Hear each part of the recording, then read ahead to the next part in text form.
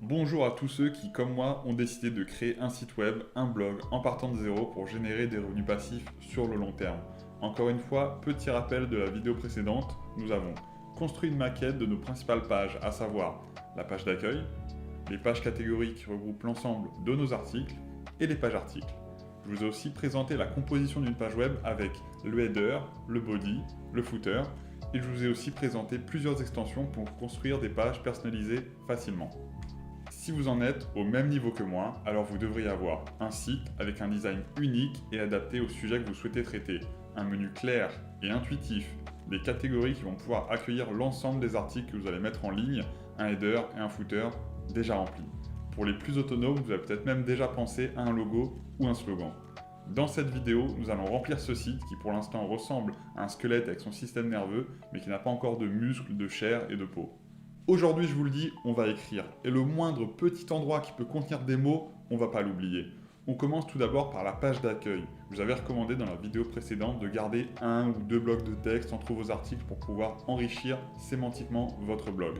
Parce qu'il faut se dire qu'avant que des visiteurs viennent lire vos articles, eh bien ce sont d'abord les robots d'exploration de Google et des autres moteurs de recherche qui vont passer vous voir. Et comme ces robots n'ont pas d'yeux, ils vont regarder le code de vos pages. Et si en plus du code, ils ont aussi du texte rédigé par vos soins, cela joue énormément sur la compréhension du site par ces robots.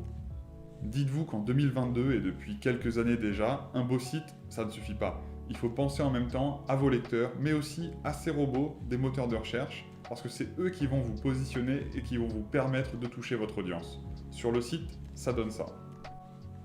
On peut voir un premier bloc de 100 mots juste après le premier bandeau, puis les autres articles, et enfin, un nouveau bloc d'environ 350 mots en bas de page. Avec tout ça, je peux enfin dire que ma page d'accueil est terminée. Allons maintenant faire un tour sur les pages de catégorie.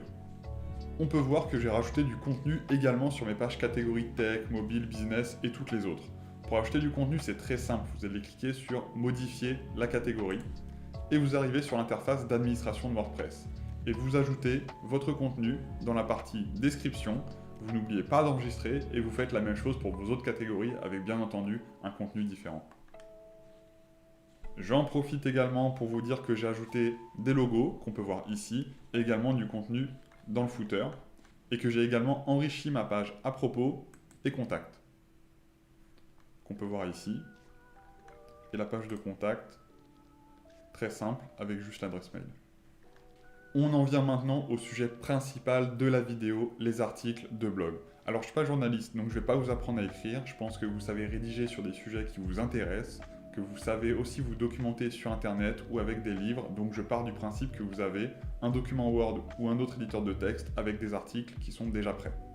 Pour ajouter un article, c'est très simple. Vous allez cliquer sur Article, Ajouter, et vous arrivez sur la page d'ajout d'article. Pour ma part, je vais me mettre sur un article existant pour bien expliquer. Avant de tout copier-coller depuis votre document Word ou autre, assurez-vous de garder en tête qu'un bon article est composé d'un titre, d'un contenu d'au moins 800 mots, des intertitres, donc il s'agit des titres entre les paragraphes, et de une ou plusieurs images. Une fois tout cela prêt, vous allez d'abord copier-coller votre titre d'article et ensuite le corps de l'article. Pas besoin de copier-coller paragraphe par paragraphe. WordPress arrive à conserver la mise en page de votre éditeur de texte.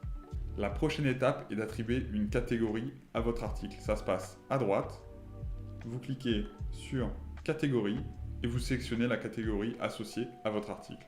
Vous pouvez sélectionner plusieurs catégories pour un article, mais ce n'est pas vraiment utile, gardez-en une seule pour l'instant. La deuxième étape est d'ajouter l'image d'illustration ou l'image à la une de l'article. C'est l'image qui va servir de miniature quand votre article sera affiché sur la page d'accueil ou dans vos catégories. Pour ce faire, vous cliquez sur Image de mise en avant et vous téléchargez votre image. Pour le nom de l'image, privilégiez un nom qui se comprend. Donc si vous parlez de changer ses essuie-glaces et que vous avez une photo de pare-brise, votre photo, vous l'appelez changer essuie-glace ou tuto changer essuie-glace, mais pas photo _ 2457.jpg. Petit conseil, pensez aussi à ajouter le même titre dans la partie texte alternatif. Le texte alternatif, c'est un élément qui permet de décrire votre image pour les robots, mais aussi pour toutes les personnes malvoyantes qui utilisent un lecteur vocal. Et ce lecteur se base sur le texte alternatif pour décrire ce qu'il voit.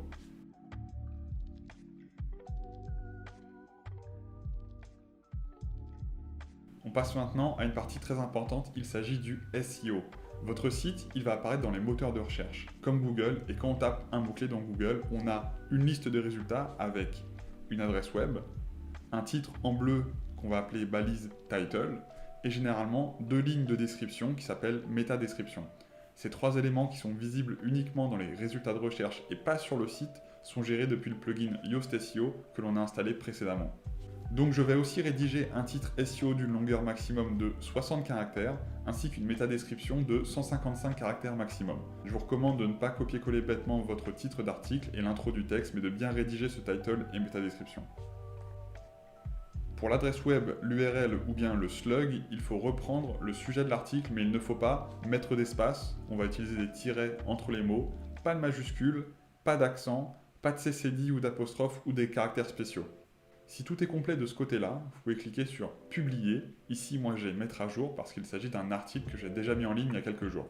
Voilà ce que ça donne directement sur le site.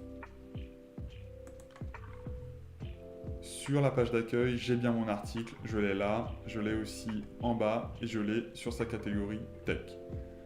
Quand je clique sur la catégorie Tech, je l'ai également et quand je clique sur l'article, je le vois dans sa version finale en ligne.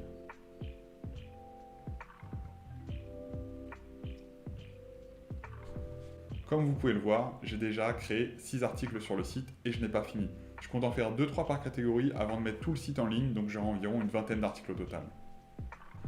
On va s'arrêter là pour cette vidéo, le temps pour moi et pour vous de continuer ce travail de rédaction d'articles. On se retrouve la semaine prochaine pour une nouvelle vidéo qui portera sur l'optimisation générale du site avant sa mise en ligne, à savoir le SEO ou référencement naturel. N'hésitez pas à commenter la vidéo si vous avez des questions et à me dire si les vidéos vous plaisent. À la semaine prochaine.